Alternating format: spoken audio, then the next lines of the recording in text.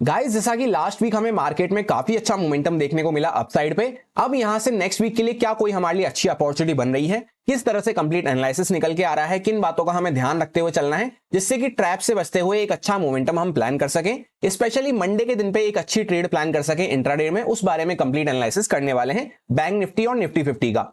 तो स्वागत है आपका एक और वीकली एनालिसिस वीडियो में। सबसे पहले हम लोग बैंक निफ्टी के चार्ट को चेकआउट करते हैं 1 वीक टाइम फ्रेम पे। तो आपको देखने को मिलेगा जो ये चैनल हम काफी लंबे टाइम से डिस्कस करते हुए आ रहे हैं, इसी की लोअर साइड पे मार्केट यहाँ पे सपोर्ट लेता हुआ चल रहा है ऊपर की साइड पे, और इसी लेवल के आसपास से वापस से मार्केट ने सपोर्ट लेके एक अच्छी रिकवरी दिखाना यहाँ पे चालू किया है। जहां पे ये जो हमारा पहले का इंपॉर्टेंट रेजिस्टेंस था, 2 वीक से हम इस लेवल को डिस्कस कर रहे थे कि 48,200 से लेकर 300 के आसपास हमारा इंपॉर्टेंट रेजिस्टेंस है। इसके ऊपर अगर प्राइस सस्टेन करना चालू करता है तो फिर हमें एक अच्छा अपसाइड का मोमेंटम देखने को मिल सकता है, जहां पे नेक्स्ट जो हमारा इंपॉर्टेंट रेजिस्टेंस आएगा वो इस जोन के आसपास हमारा, जहां पे अभी हम खड़े हुए हैं। इस तरह से मैं आपको एक बार जूम करके दिखा देता हूं। ये जो एग्जैक्टली यहाँ पे हमें कैंडल देखने को मिल रही है, इसका हाई निकल के आ रहा है 49,057 के आसपास। यहां से लेकर 200-250 की रेंज में हमें एक इंपॉर्टेंट कंजेशन जोन देखने को मिल सकता है, जहां पे मार्केट थोड़ा सा रुक सकता है, थोड़ा सा स्टक हो सकता है। वैसे भी नीचे से लेकर ऊपर तक काफी अच्छा मोमेंटम हमने कर दिया है। ऐसा इस वजह से है क्योंकि काफी सारे कैंडल्स के यहाँ पे क्लोजिंग प्राइस, हाई प्राइस, लो प्राइस, ये सब हमें देखने को मिल रहे हैं। तो ये पूरा हमारा इंपॉर्टेंट कंजेशन वाला जोन हो जाता है। जब इसके ऊपर कुछ मार्केट यहाँ पे सस्टेन करना चालू करेगा, तब फिर हम यहाँ पे ऑल टाइम हाई के आसपास तक जा सकते हैं, जो कि 50,000 का लेवल निकल के आता है, या इसके भी ऊपर हम जा सकते हैं इस ट्रेंड लाइन के आसपास तक। और कोई वीकनेस का साइन तो हमें जब भी देखने को मिल पाएगा जब मार्केट इस ट्रेंड लाइन वगैरह के नीचे यहाँ पे सस्टेन करना चालू करता है। फर्स्ट साइन हमें जब मिलना चालू होगा जब ये कैंडल की जो बॉडी लगी हुई है 48,000 के आसपास, इसके नीचे हम कुछ आना चालू करते हैं, और फिर ट्रेंड लाइन के नीचे हमें यहाँ पे कंफर्मेशन मिलना चालू होगा। तो शॉर्ट साइड पे अग्रेसिव होकर हम जब भी प्लान कर सकते हैं जब 48,000 वगैरह के नीचे कुछ आते हैं, और बाय के लिए अग्रेसिव होकर हम जब सोच सकते हैं जब इस कंजेशन जोन के ऊपर हम सस्टेन करने लग जाते हैं। फिलहाल यहाँ पे इमीडिएटली हमारा किस तरह से माइंडसेट रहना चाहिए कि यहाँ पे मार्केट थोड़ा सा जिगजैग करता हुआ, थोड़ा सा प्रॉफिट बुकिंग वगैरह दिखाता हुआ, ऊपर नीचे करता हुआ यहाँ पे नजर आ सकता है, जहां पे इंट्राडे के अंदर में हम छोटे मोटे मूव्स पकड़ते हुए चल सकते हैं। अब डेली टाइम फ्रेम को हम चेकआउट करते हैं तो यहाँ पे भी एक चैनल हमें देखने को मिल रहा है इस तरह से, जहां पे हायर साइड पे बार बार रेजिस्टेंस और लोअर साइड पे सपोर्ट हमें देखने को मिल रहे हैं। इसी के आसपास मार्केट ने काफी अच्छा कंसोलिडेशन करके 10-11 दिन के आसपास यहाँ पे कंसोलिडेट करके और यहाँ से ऊपर निकलना चालू किया है, जहां पे सेलर्स ने बार बार बहुत कोशिश करी इसके नीचे जाने की। एक बियर फ्लैग टाइप यहाँ पे बनता हुआ नजर आ रहा था, जहां पे टॉप से एक अच्छी सेलिंग होती हुई नजर आई। उसके बाद मार्केट यहीं पे 10-11 दिन से कंसोलिडेट कर रहा था। बार बार सेलर्स कोशिश कर रहे थे नीचे ले जाने की, पर सस्टेन नहीं कर पा रहे थे। और जैसे ही मार्केट ने यहाँ पे ऊपर निकलना चालू करा 48,000 वगैरह के ऊपर, यहाँ पे एक अच्छा मोमेंटम अपसाइड पे हमें देखने को मिल रहा है। ये जो यहाँ पे शार्प मोमेंटम होता हुआ नजर आया है, टेक्निकल के साथ साथ एक इंपॉर्टेंट न्यूज की वजह से होता हुआ नजर आया है, जिसको हमने वीकेंड स्पेशल वीडियो में डिस्कस करा है। अगर आप समझना चाहते हैं उस न्यूज के बारे में तो यहाँ पे चेकआउट कर सकते हैं वीकेंड स्पेशल वीडियो को, जहां पे और भी काफी सारे इंपॉर्टेंट पॉइंट्स को हमने डिस्कस करा है जो आगे भी हमारे काम आ सकते हैं। आप में से बहुत सारे लोगों के क्वेश्चन आ रहे थे कि यहाँ पे इतना बड़ा मूव हमें देखने को मिला, इसके पीछे का रीजन क्या हो जाता है। तो टेक्निकल प्लस सेंटिमेंटल जो न्यूज बेस्ड रीजन था वो भी हमने वहां पे डिस्कस किया है। अब जैसा कि हम लास्ट वीक भी ये बात डिस्कस करे थे कि मार्केट 200 से 300 के ऊपर सस्टेन करना चालू करता है, ये हमारा इंपॉर्टेंट रेजिस्टेंस बना हुआ था। इसके ऊपर अगर निकलते हैं तो यहां तक हम जा सकते हैं, इस जोन के आसपास हमारा नेक्स्ट रेजिस्टेंस यहाँ पे निकल के आने वाला है, क्योंकि यहाँ पे पहले भी हमने एक रेजिस्टेंस लिया था। उसके बाद यहीं पे मार्केट बार बार टाइम पास कर रहा था, यहीं से हमने ये ब्रेकआउट जो किया था, पूरा इस तरह से ब्रेकआउट यहाँ पे हमारा फेल हुआ था। तो इसी लेवल के आसपास अब हम पहुंच चुके हैं। तो ये पूरा हमारा रेजिस्टेंस का क्रूशियल जोन होने वाला है। इस जोन के अंदर में, और जैसा वीकली टाइम फ्रेम में भी हमने डिस्कस करा, इस जोन के आसपास जब तक मार्केट यहाँ पे बना हुआ है, थोड़ा बहुत ऊपर नीचे जिगजैग हमें यहाँ पे देखने को मिल सकते हैं। थोड़ा बहुत जैसे मार्केट ने एक अच्छा मूव किया है यहाँ से यहाँ तक का, तो थोड़ी बहुत प्रॉफिट बुकिंग वगैरह देखने को मिल सकती है। यहाँ पे थोड़ा सा रेजिस्टेंस मार्केट को देखने को मिल सकता है। ये पूरा चौपी एरिया है और पहले का भी रेजिस्टेंस हमारा बना हुआ है। अब एक स्मूथ मूव हमें जब भी देखने को मिल पाएगा, जो लेवल हम काफी लंबे टाइम से डिस्कस करते हुए आ रहे हैं, 49,666 के ऊपर जब मार्केट सस्टेन करना चालू करता है, इसके ऊपर ही एक फ्रेश यहाँ पर रैली या बड़ा मूव हमें देखने को मिल पाएगा। ये पूरा एरिया मार्केट का यहाँ पे थोड़ा सा वॉलेटाइल वाला एरिया होने वाला है। तो इस एरिया में हम या तो क्वांटिटी कम रखते हुए काम कर सकते हैं, इंट्राडे में छोटे मोटे मूव्स पकड़ते हुए चल सकते हैं। वैसे भी अगर हम यहाँ पे सेंटिमेंटल वाइज चेकआउट करते हैं तो इलेक्शन के रिजल्ट्स आने वाले हैं, और एक अच्छा मोमेंटम ऑलरेडी मार्केट कर चुका है। तो इस लेवल के आसपास आके मार्केट थोड़ा सा होल्ड कर सकता है। फिर इलेक्शन के आसपास हो सकता है हमें यहाँ पे एक डायरेक्शन देखने को मिले, जिस साइड पे मार्केट का सेंटीमेंट बनता हुआ नजर आए, ऊपर या नीचे की साइड पे। तो फिलहाल टेक्निकली भी हमें यही देखने को मिल रहा है कि इस जोन में हमें थोड़ा सा अलर्ट होकर काम करना है। यहाँ पे मार्केट थोड़ा सा शांति ले सकता है, थोड़ा सा जिगजैग वॉलिटिलिटी हमें देखने को मिल सकती है। ये प्रॉपर हमारा क्रूशियल रेजिस्टेंस का जोन होने वाला है। तो इस वजह से यहाँ पे हम अग्रेसिव होकर बाय नहीं कर सकते, नीचे से ऑलरेडी काफी अच्छा स्ट्रेच हो चुके हैं, और अग्रेसिव होकर शॉर्ट इसलिए नहीं कर सकते क्योंकि काफी अच्छा स्ट्रेंथ में हम बने हुए हैं। तो यहाँ पे ट्रेंड वगैरह काफी अच्छा अपसाइड पे चलता हुआ जा रहा है। अग्रेसिव होकर शॉर्ट अब हम जब भी कर पाएंगे जब मार्केट 48,000 वगैरह के नीचे कुछ जाना चालू करता है, जहां से ये बायर्स एक्टिवेट होते हुए नजर आए हैं। इसके नीचे ही यहाँ पे एक पैनिक सेलिंग हमें देखने को मिल पाएगी। अदरवाइज ये जो बायर्स को काफी अच्छा प्रॉफिट दिख रहा है, तो यहाँ पे मार्केट थोड़ा बहुत रुकता है, थोड़ा बहुत यहाँ पे कंसोलिडेट करता है या छोटा मोटा रिटेस्ट वगैरह करता है, उसके बाद वापस से यहाँ पे बायर्स एक्टिवेट होते हुए नजर आ सकते हैं, जहां पे इस जोन के ऊपर अगर हम निकलते हैं तो यहाँ पे एक फ्रेश रैली के लिए मार्केट रेडी होगा। अब 15 मिनट टाइम फ्रेम पे हम आ चुके हैं एग्जैक्ट इंट्राडे कंडीशंस को डिस्कस करने के लिए। सबसे पहले ये कुछ हमारे लिए इंपॉर्टेंट लेवल्स रहेंगे, जो कि 48,660 के आसपास हमारा सपोर्ट है। यहाँ पे 49,057 के आसपास हमारा इंपॉर्टेंट रेजिस्टेंस है। इसके ऊपर अगर निकलते हैं तो 200 से 250 के जोन में यहाँ पे इंपॉर्टेंट रेजिस्टेंस हमारा आने वाला है। फिर 377 के आसपास एक इंपॉर्टेंट रेजिस्टेंस रहेगा। उसके बाद यहाँ पे 49,666 के आसपास एक हमारा इंपॉर्टेंट रेजिस्टेंस का जोन हो सकता है। अब मंडे के लिए हमारे लिए एग्जैक्ट कंडीशंस किस तरह से बन सकती हैं, अच्छा मोमेंटम किस तरह से मिल सकता है, तो यहाँ पे एक अच्छा मोमेंटम होता हुआ नजर आया है। वन वे स्ट्रेट हमने मूव किया है, तो बायर्स को काफी अच्छा प्रॉफिट अभी तो देखने को मिल रहा होगा। उसके बाद जो यहाँ पे अपर साइड पे जो बायर्स वगैरह बैठते हुए नजर आए, इनको यहाँ पे थोड़ा बहुत प्रॉफिट देखने को मिल रहा होगा। तो नीचे के बायर्स को तो हम डायरेक्टली टारगेट नहीं कर सकते, मार्केट या तो ये ऊपर के बायर्स को यहाँ पे टारगेट कर सकता है, थोड़ा सा परेशान कर सकता है, इस एरिया में थोड़ा सा जिगजैग वॉलिटिलिटी या करेक्शन वगैरह दिखा सकता है। दूसरा, अपर साइड पे हमें एज सच कोई भी डायरेक्टली स्टॉप लॉस वगैरह देखने को नहीं मिल रहे हैं। जो भी स्टॉप लॉस वगैरह मार्केट को टारगेट करने थे सेलर्स के, वो ऑलरेडी मार्केट टारगेट कर चुका है। अब जहां पे इंपॉर्टेंट रेजिस्टेंस के आसपास हम खड़े हुए हैं, आप देख सकते हैं पहले भी हमारा थोड़ा सा वॉलिटिलिटी वाला एरिया था, जहां पे मार्केट ऊपर नीचे जिगजैग कर रहा था। अच्छे से मैं आपको यहाँ पे जूम करके दिखा देता हूं। एक कैंडल यहाँ पे ऊपर की साइड पे बड़ी बनती थी, वापस नीचे की साइड पे आ जाते थे, इस तरह से मार्केट पूरा यहाँ पे करता हुआ नजर आ रहा था। तो यही वाला एरिया वापस से यहाँ पे आने वाला है। सो जैसा कि हम इंपॉर्टेंट रेजिस्टेंस जोन के आसपास, वॉलिटिलिटी एरिया के आसपास पहुंच चुके हैं, तो यहाँ पे चाहे हमें अब बाय करना हो या फिर हमें सेल करना हो, एटलीस्ट इलेक्शन तक जहां पे रिजल्ट नहीं आ जाते, तब तक हमें यहाँ पे लेस रिस्की क्वांटिटी के साथ ज्यादा अग्रेसिव ना होते हुए बाय सेल करना पड़ेगा। वैसे भी प्रोबेबिलिटी वाइज यहाँ पे काफी अच्छा ट्रेंडी मूव हमें देखने को मिल चुका है पिछले 2-3 दिनों में, तो ऑप्शन बायर्स को यहाँ पे काफी अच्छा बेनिफिट मिल चुका है। अब यहाँ पे मार्केट थोड़ा सा जिगजैग करता है, तो वो ऑप्शन सेलर्स के लिए ज्यादा बेस्ट हो जाएगा। अब सपोज करते हैं हम फ्लैट प्राइस के आसपास ओपन हो जाते हैं, तो इसके ऊपर अगर मार्केट क्रॉस करता है तभी हमें बाइंग साइड के लिए प्लान करना है। अदरवाइज क्या हुआ है कि यहाँ पे जो ये बायर्स वगैरह बैठे हुए हैं एंड के टाइम पे जो बाय करके गए हैं, इनकी पोजीशन टारगेट करने के लिए मार्केट थोड़ा बहुत रिट्रेसमेंट कर सकता है, क्योंकि जब से हम नीचे से निकले हैं कोई अच्छे अमाउंट का रिट्रेसमेंट यहाँ पे होता हुआ नजर नहीं आया। ये छोटा मोटा रिट्रेसमेंट हुआ था बस, इसके बाद वापस से मार्केट ऊपर निकल गया। इन सब सेलर्स के यहाँ पे स्टॉप लॉस टारगेट कर लिए, तो ज्यादा सेलर्स के स्टॉप लॉस हमारे पास वैसे भी नहीं है। तो मार्केट अगर फ्लैट खुलता है या फिर गैप डाउन खुलता है या फिर गैप अप खुलता है, तो उस केस में चांसेस बन जाते हैं कि मार्केट पहले रिट्रेसमेंट वगैरह कर सकता है। भले ही मार्केट को ऊपर जाना भी होगा तो भी स्टॉप लॉस वगैरह क्रिएट करने को एक रिट्रेसमेंट हमें देखने को मिल सकता है। तो यहाँ पे फ्लैट खुल के अगर मार्केट नीचे निकल रहा है, तो थोड़ा सा रिट्रेसमेंट के लिए, सेलिंग के लिए हम प्लान कर सकते हैं, इन बायर्स की पोजीशन को टारगेट करते हुए, इनके स्टॉप लॉस वगैरह हंट करते हुए। डायरेक्टली अगर ये गैप डाउन खुल जाता है तो वो हमारे लिए और भी अच्छा है। ये सारे बायर्स यहाँ पे खतरे में आ चुके होंगे। अब यहाँ पे इनके अगर स्टॉप लॉस हंट होना चालू होते हैं, तो हम यहाँ पे डाउन साइड के लिए प्लान करते हुए चल सकते हैं।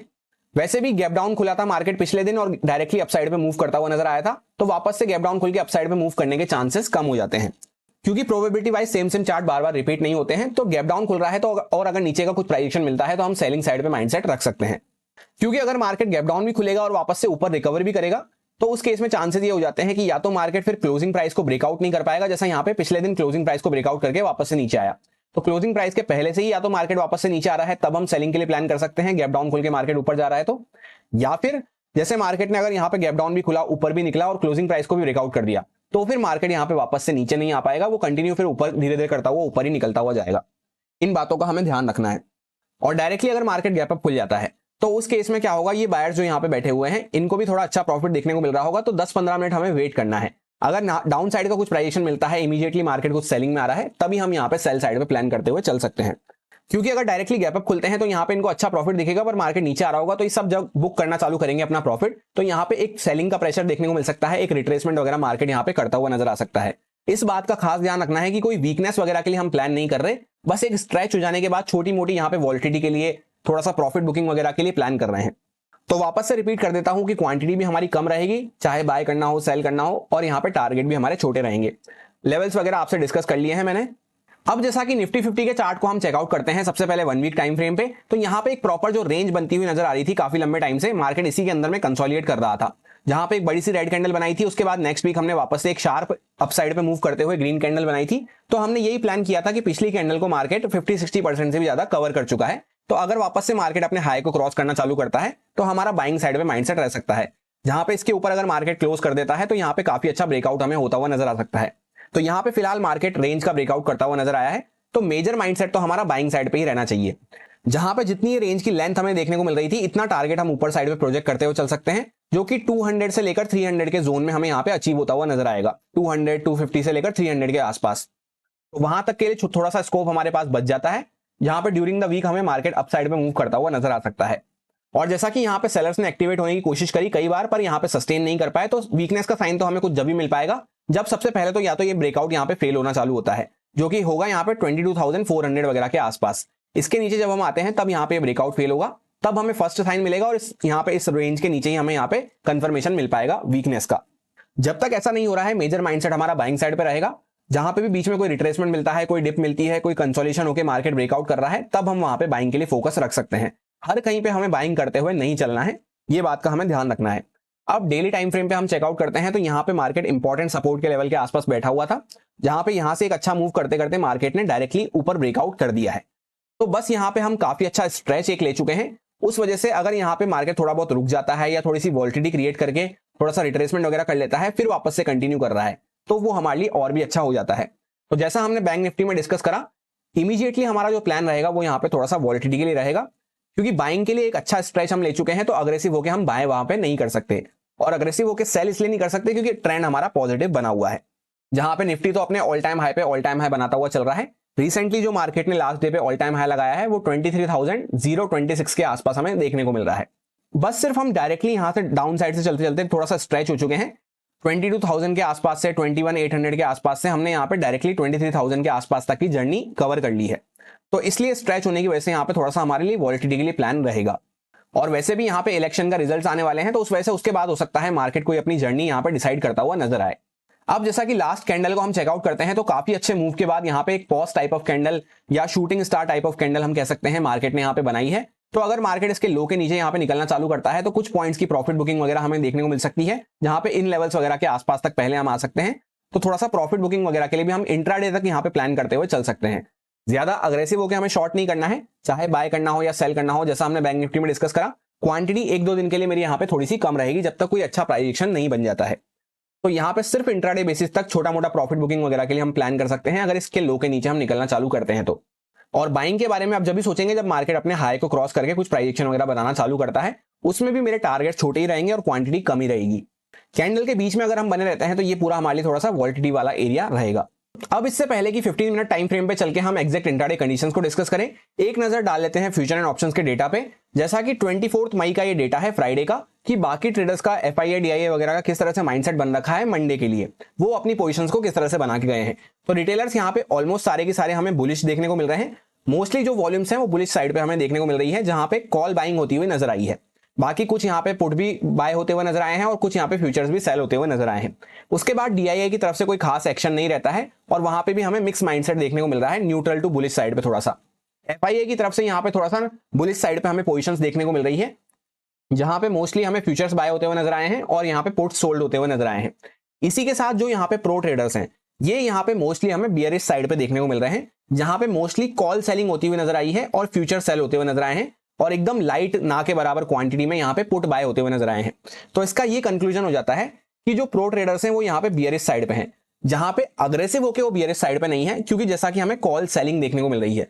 यानी वो ये मान के चल रहे हैं कि मार्केट एक रेजिस्टेंस के आसपास आया हुआ है, जहां पे मार्केट थोड़ा सा रुक सकता है या थोड़ा सा प्रॉफिट बुकिंग वगैरह दिखा सकता है, पर ये श्योरिटी नहीं है कि मार्केट यहां से गिरेगा ही सही। और यही बात को हमने एनालिसिस में भी डिस्कस करा, जैसा कि हम रेजिस्टेंस के आसपास आ चुके हैं तो वहां पे मार्केट थोड़ा सा रुक सकता है, थोड़ा सा शांति ले सकता है, पर अग्रेसिव होकर कोई वीकनेस वगैरह का साइन अभी तक हमें देखने को नहीं मिल रहा है। इसीलिए यहाँ पे कॉल सेलिंग होती हुई नजर आई है प्रो ट्रेडर्स की तरफ से। बाकी FIA यहाँ पे थोड़ा सा बुलिश है और रिटेलर्स भी यहाँ पे मोस्टली बुलिश हमें देखने को मिल रहे हैं। अब जैसा कि ये सारी पोजीशंस ही चार्ट को देखते हुए, प्राइस को देखते हुए बनाई जाती है, तो उसको अंडरस्टैंड करना मेन इंपॉर्टेंट हो जाता है। निफ्टी 50 में 15 मिनट टाइम फ्रेम पे हम चेकआउट करते हैं, तो सबसे पहले ये कुछ हमारे लिए इंपॉर्टेंट लेवल्स रहेंगे जिन पे मैं ट्रेडिंग करते टाइम फोकस रखूंगा। यहाँ पे 262 के आसपास एक रेजिस्टेंस है, 177 के आसपास, 110 के आसपास, उसके बाद 23,026 के आसपास हमारा ऑल टाइम हाई लगा हुआ है।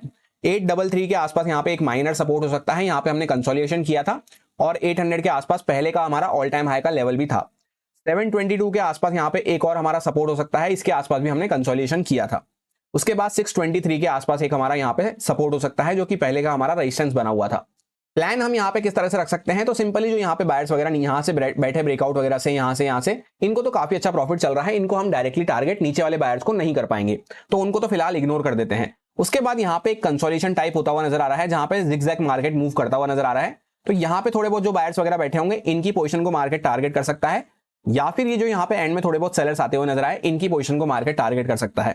उसके अलावा अपर साइड पे हमें कोई सेलर्स के स्टॉप लॉस देखने को नहीं मिल रहे हैं, तो काफी थोड़े से यहाँ पे सेलर्स के स्टॉप लॉस हैं और बायर्स के नीचे प्रॉफिट में है, और यहाँ पे ऊपर के बायर्स वगैरह हमारे पास बच जाते हैं।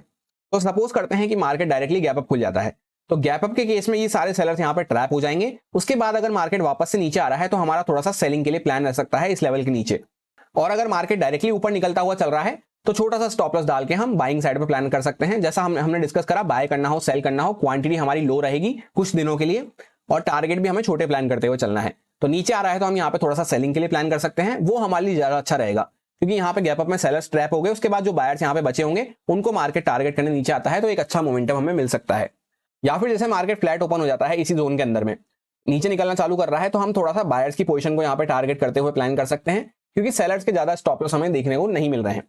तो ये जो ऊपर के बायर्स वगैरह बैठे हैं इनको टारगेट करने के लिए मार्केट थोड़ा सा रिट्रेसमेंट कर सकता है। तो अगर कोई सेलिंग का प्राइडिक्शन मिलता है तो हम सेल साइड पे फोकस रख सकते हैं। डायरेक्टली गैप डाउन खुल जाता है तो वैसे भी यहाँ पे ये बायर्स वगैरह खतरे में आ जाएंगे, तो कुछ सेलिंग होती है यहाँ पे, ये प्रॉफिट बुक वगैरह करना चालू करते हैं, या नीचे के बायर्स थोड़ा प्रॉफिट बुक करना चालू करते हैं, तो हमें यहाँ पे एक सेलिंग देखने को मिल सकती है। उसमें भी हम सेलिंग साइड पे प्लान रखते हुए चल सकते हैं।